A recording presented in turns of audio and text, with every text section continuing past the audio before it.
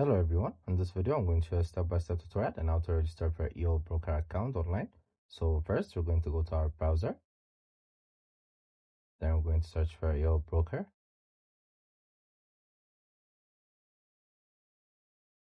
Then we're going to click on the first link that pops up. Then next we're going to click on register on the top right corner. Then here we're going to write our email and our password.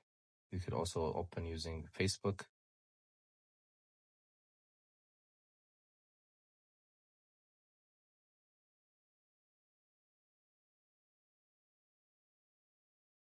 So once we're done, we're going to click on open account.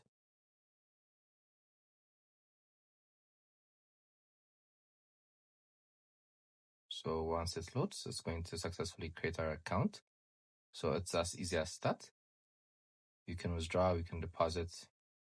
You can either use a demo account or a real account, as you can see. So it's as easy as that. I hope you guys like this video. Subscribe for more, like for more, share for more. I hope to see you again. Goodbye.